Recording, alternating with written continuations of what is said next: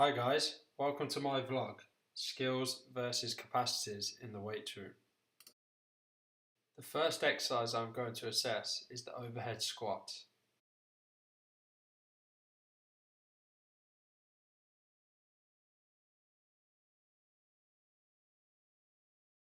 It is recommended that prior to attempting to perform the overhead squat, an individual should be able to execute a squat properly, maintaining a normal lordotic curve with the knees aligned over the feet and feet remaining flat on the floor.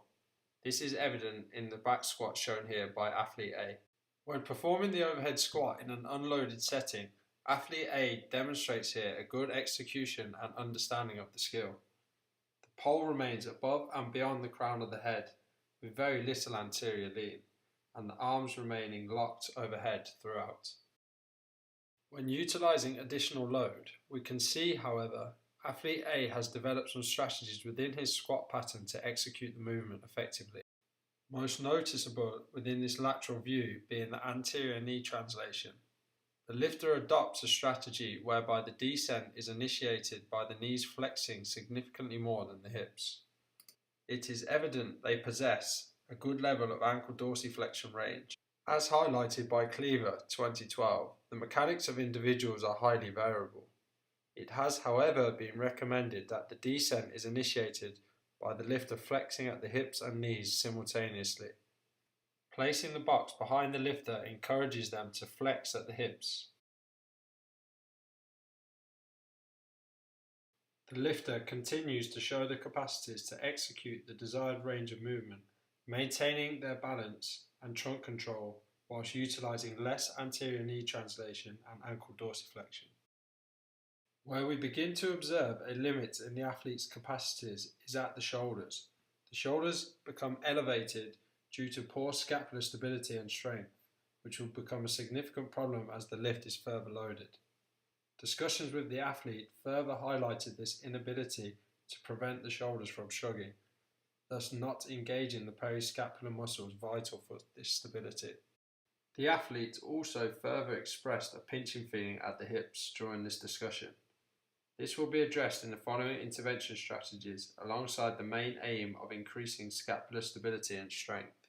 Despite common thinking, static stretching of the hips isn't the best use of your time. This standing hip flexion march is going to increase stability and strength of the hips and additionally help to minimize butt wink of the spine as the lifter passes below parallel. The side plank demonstrated here is going to increase hip internal rotation and activate the lateral muscles of the hip, which will further stabilize the spine to help the hips move more freely. Now the stabilization of the spine has been addressed.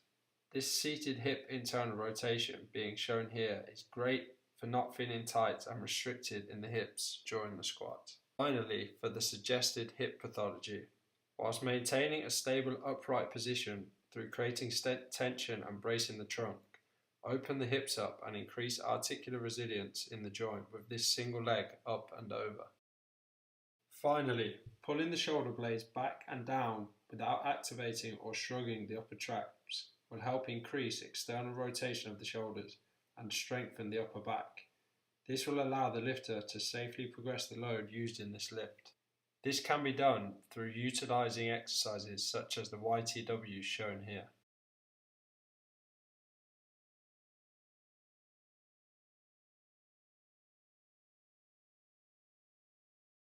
Athlete B also portrays some capacity deficiencies, most noticeably strength mobility, but on the other hand is also unfamiliar to the skill itself, as we can see through the inability to maintain the correct upper body posture with the bar held above and beyond the crown of the head.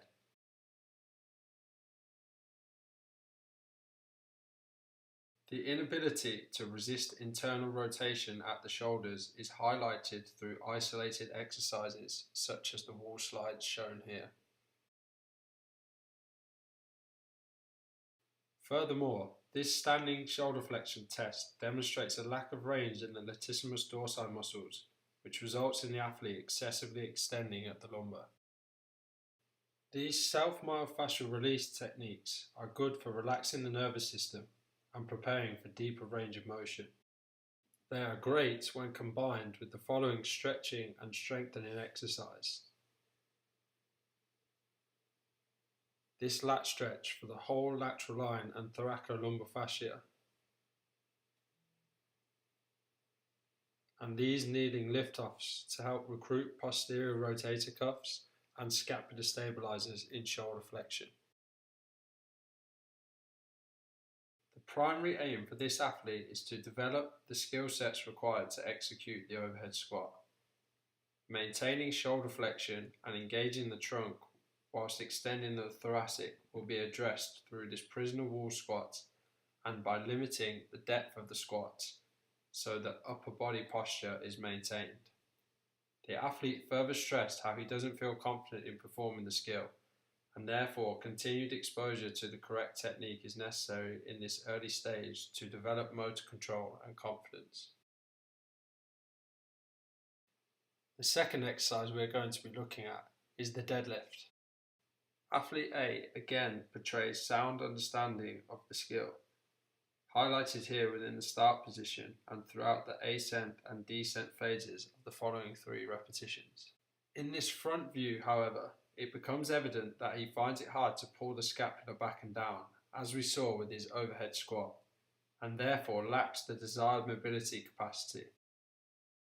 Utilising blocks whilst addressing mobility will help to allow the athlete to practice pulling the shoulder blades back and down. Again, the YTWs previously recommended to increase the athlete's scapular strength and stability, as well as the more complex banded deadlift, which encourages the athlete to create tension in the lats and upper back throughout, will be used to develop this limited capacity.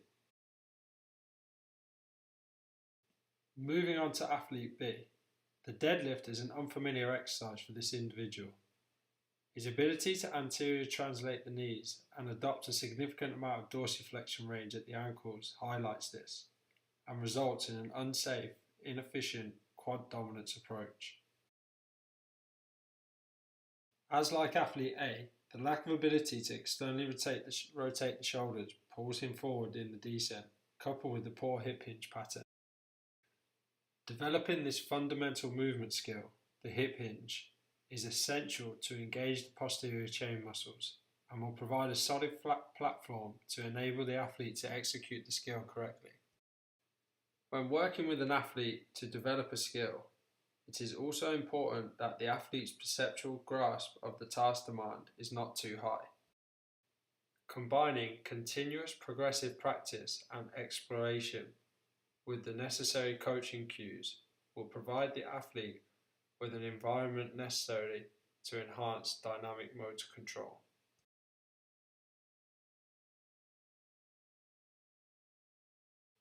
As you can see, through this continuous feedback, the athlete portrays this hip hinge pattern. The spine is neutral, he keeps his chin tucked, pulling slack out of the bar in the start position to engage the lats, pushing the knees out into the arms to create torque at the hips, and braces the trunk. The blocks allow the athlete to execute the skill more aligned to the technical model. As he develops both the required capacities and skills, progression to the floor will take place.